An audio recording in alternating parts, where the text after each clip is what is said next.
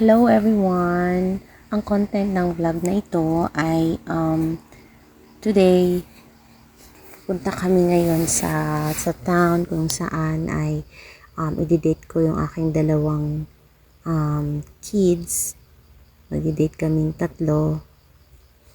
So ayan, ito yung sasakyan namin papunta ng town. So ayan, naka-ride na tayo ng motorcycle. So ako yung nasa last. So, ito yung dinadaanan natin pagawin ng town. So, medyo mahaba-haba yung ating lalakbayin dyan. So, madami tayong dadaanan ng mga barangay. Yan. So, ito yung place kung saan ako nakatira. Ito yun. Kung saan akong province nakatira. Ito yun. So, nakikita nyo na as in, probinsya talaga. So, dito na tayo sa pinaka-main ng kalsada.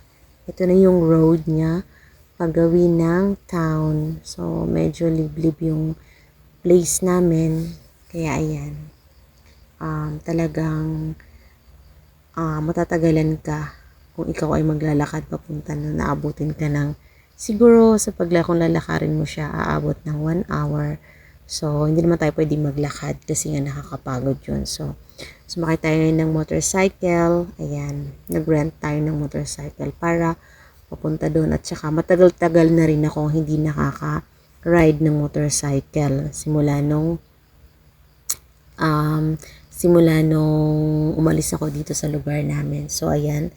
Ayan yung palayan na dinadaanan natin. Ayan. Medyo malayo-layo pa yung ating way bago makarating ng town. So, ayan na nga. Nandito na nga tayo sa town. So, dumaan muna kami ng market para bumili ng mga kailangan sa bahay. Like ulam. So, ayan. Kuya! Kuya! So, dahil napagod kami sa aming pamimili, so dumaan kami dito sa parang halo-halo.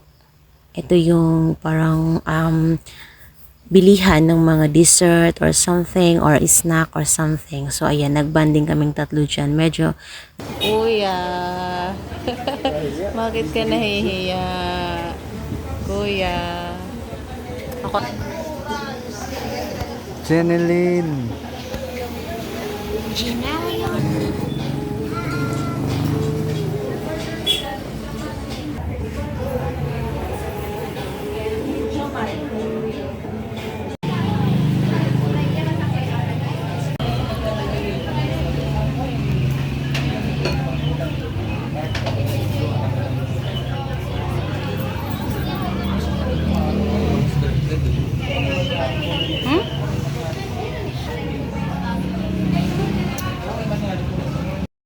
Naka-zoom talaga. Naka-zoom talaga. Ay, ng halo-halo. Naka-zoom.